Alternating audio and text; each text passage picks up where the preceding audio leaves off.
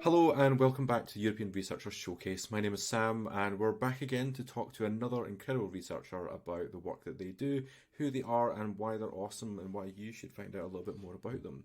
And we're going to be here for about 10 minutes speaking to another incredible researcher. But please do hit the like button, the retweet button or the share button depending on where you're watching this. Whether you're watching it live as it's going out, hello, or if you're watching it back in the future as well, where were you? Well, you're here now, so that's fine. Okay, I'm going to get in our research today. So say hello to the wonderful Dr. Clara Nellist. Hi, how's it Hello, going? how are you doing? Good, yeah. Good. Happy to be here. Excited for today. No, thank you so much for being here with us. First question that I would ask everyone is, who are you and what do you do?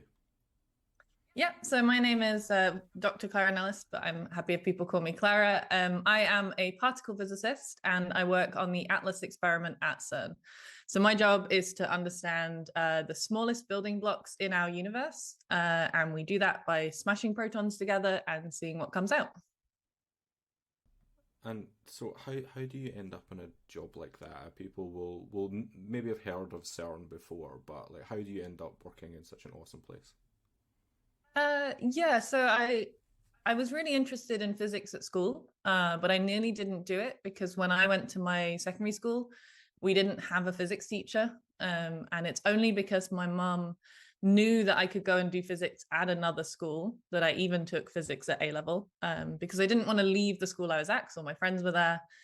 So I was also making choices about what options were available to me, like at my school. But fortunately, I could go to another school to do my physics lessons. I really loved it. I got to learn more about how the universe works. So I went to university to study it. I thought, let's keep finding out more about how everything works in different ways. And when I was there, they were like, do you want to go to Chicago and work on this high energy physics experiment and study the top quark? And I was like, that sounds amazing. I've never been to the US. So I got involved in that project that was over at Fermilab in the US. And then, yeah, I just wanted to keep doing this. And so then I signed up to do a PhD at CERN and absolutely loved it. And now you can't get rid of me. So you mentioned like trips to the US and now CERN and Switzerland. A lot of travel involved in what you do. Yeah, there's a lot of travel in high energy physics. It's an international research project. It's an international group. I think there are over 100 different nationalities in my experiment, which is actually one of the things I love most about it. So I love the research and what we're finding out, but I get to work with people from so many different places and learn about their backgrounds and share food and just, yeah, get to know people. So I love how international it is. It also means that we travel a lot to go to different universities to discuss with people, because a lot of high energy physics is also talking about what we've done and discussing different methods. So I do a lot of work in the lab and taking data and stuff like that, but most of my day is talking to people. I'm actually welcoming a lot of my colleagues too, because currently I'm in Amsterdam. So I'm welcoming a bunch of my colleagues to Amsterdam to discuss top physics in Atlas. So I'm quite excited to have everyone come visit me and get to show them the new city that I'm in. So that'll be quite exciting. Amazing. So 100 plus different nationalities within the one experiment. Like Yep. for you, like what do you see as the importance of like having that kind of international diversity of peoples involved in such a big thing? That must just be such a positive part of any experiment like this. It must bring different ideas and thoughts towards something.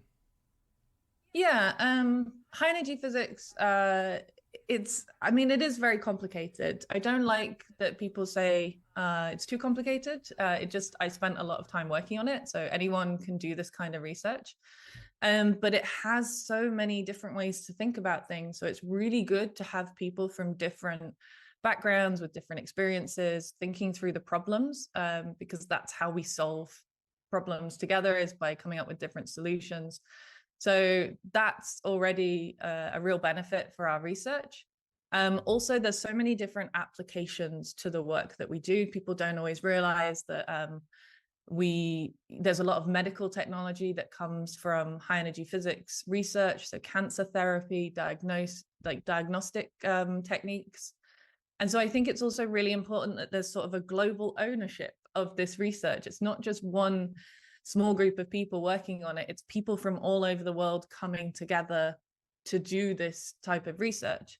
And in fact, CERN was founded specifically to bring people back to Europe to work together from countries that hadn't got along after World War II. That's a very mild way of putting it.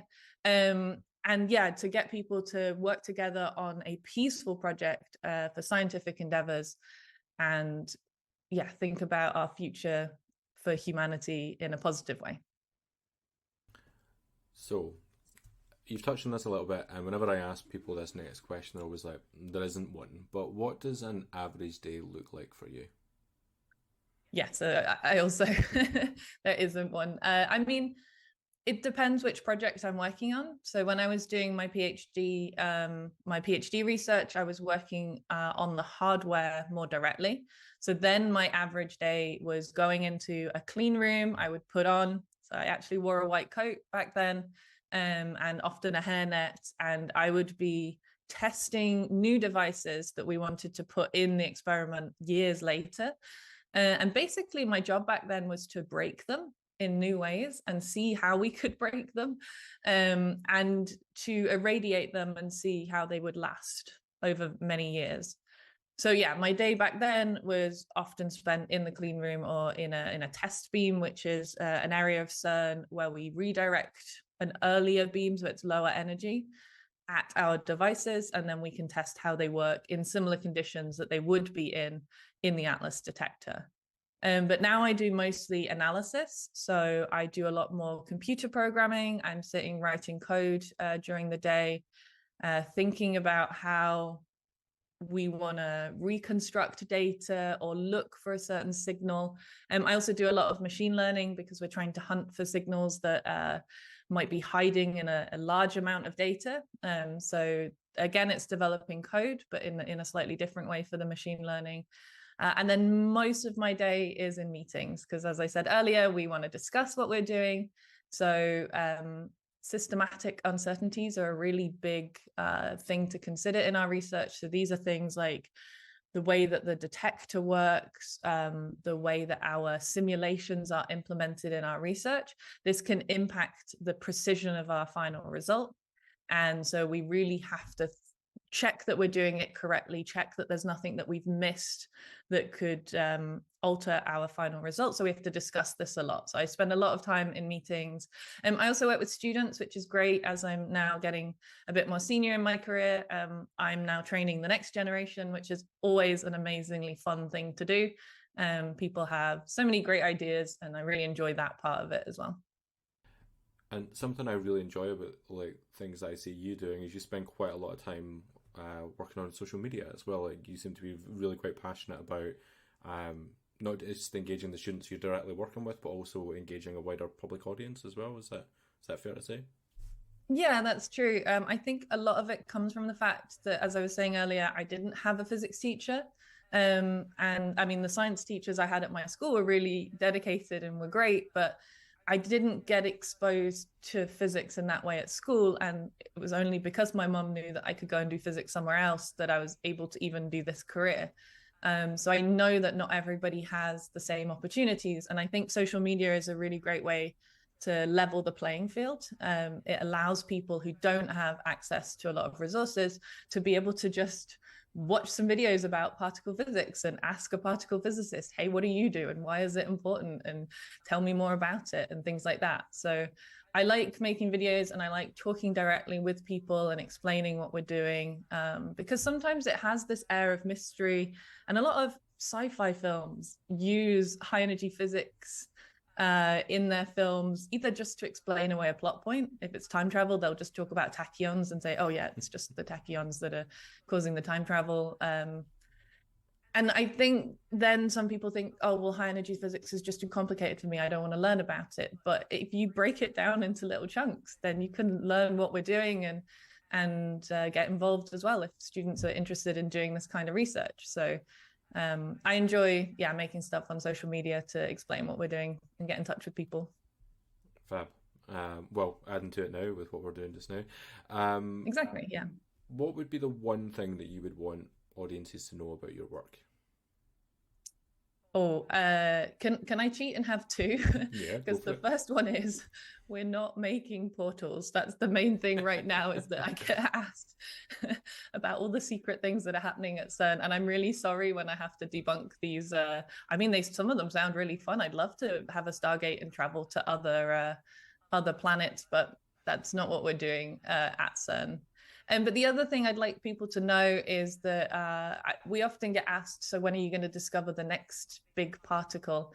And we were looking for the Higgs boson for over 50 years, from when it was first predicted to when we finally were able to discover it with the Large Hadron Collider.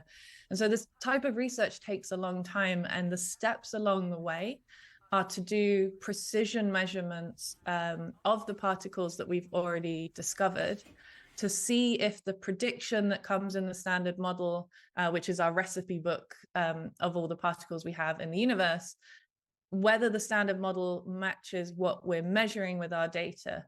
And this takes a lot of time. Some of our measurements can take 5 years to finally come out once we collect the data, and we have to work through it very meticulously.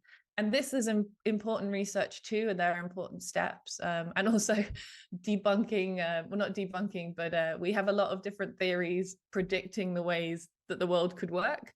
And part of our job too is to check whether they're real, and often they're not. And we have to tell the theorists, sorry, please come up with another prediction. And that's all really important science. It's these steps that we take that don't make it into the newspapers, that are still adding to our collective knowledge about how the universe works on a smaller scale.